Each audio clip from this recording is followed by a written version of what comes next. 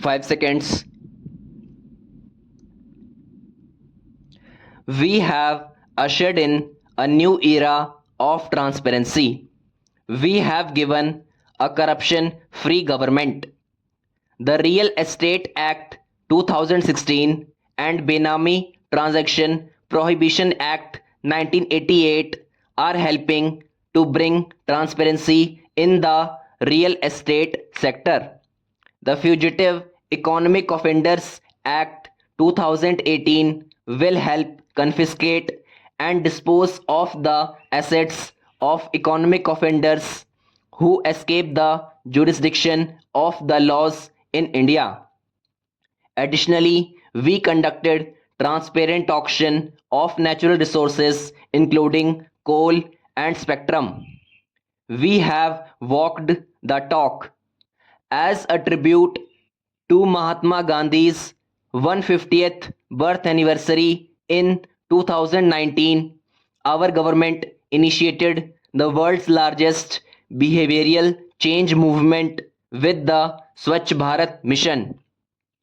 India has achieved 98% rural sanitation coverage and as many as 5.45 lakh villages have been declared open defecation free. It is a holistic program and has succeeded in changing the mindset of our people.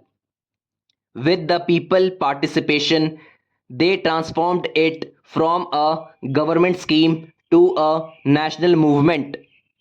I thank the 130 crore people of the nation for the success of Swachh Bharat Abhiyan who adopted it wholeheartedly. The poor have the first right on the resources of the nation. The government, while maintaining the existing reservation for SC, ST, other backward classes, have now ensured 10% reservation in educational institutions and government services for poor. In these institutions, around 25% extra seats will be provided so that there is no shortfall of presently available reserved seats for any class. To provide food grains at affordable prices to the poor and middle classes, about rupees 170,000 crores were spent in the year 2018-19, which is almost double the amount of rupees 92,000 crores spent in the year 2013-14. We ensured that everyone gets food and none goes to sleep hungry. Rupees 60,000 crores are being allocated for Manrega in 2019-20. Additional amount would be provided if required. We have worked to bridge the urban-rural divide in the country.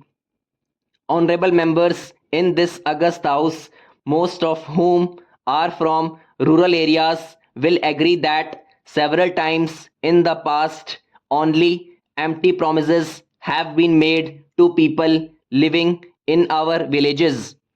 During the last 5 years, we have undertaken targeted expenditure to improve their quality of life in all its dimensions.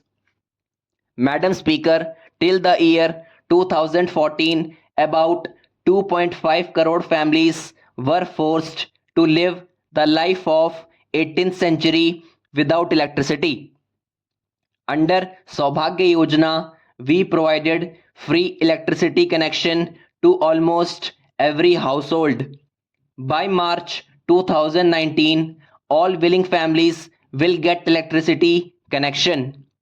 In mission mode, we have provided 143 crore LED bulbs with the participation of private sector. This has resulted into a savings of approximately rupees 50,000 crore per year in electricity bills of poor and middle class families. The past 5 years have seen massive scale up of healthcare. Earlier, A poor man used to be in dilemma whether to fulfill daily needs of the family or save the life of an ailing member. This situation has deeply pained our Honorable Prime Minister. We launched the world's largest healthcare program, Ayushman Bharat, to provide medical treatment to nearly 50 crore people. Already close to 10 lakh patients have benefited for medical treatment which would have cost them rupees 3000 crore. Free treatment made available under the scheme. Lakhs of poor and middle class people are also benefiting from reduction in the prices of essential medicines, cardiac stents, and knee implants, and availability of medicines at affordable prices through Pradhan Mantri Jan Aushadhi Kendras. There are 21 AIIMS operating or being established in the country presently. 14 of these 21 AIIMS have been announced since 2014. I am happy to announce setting up of new the 22nd AIIMS in Haryana. The Aspirational Districts program is providing targeted development to the 115 most backward districts of the country.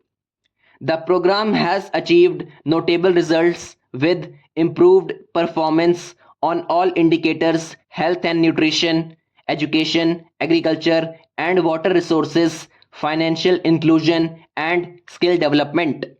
Madam Speaker, our hard-working farmers were not getting the full value of their produce.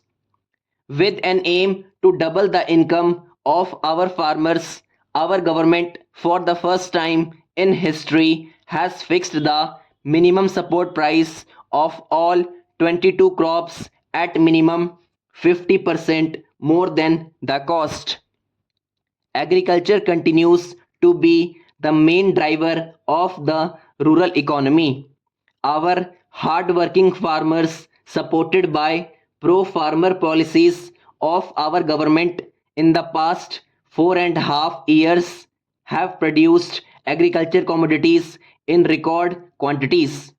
Declining prices of agricultural commodities in the international market and fall in food inflation in India since 2017-18 relative to non-food sector have, however, reduced the returns from farming.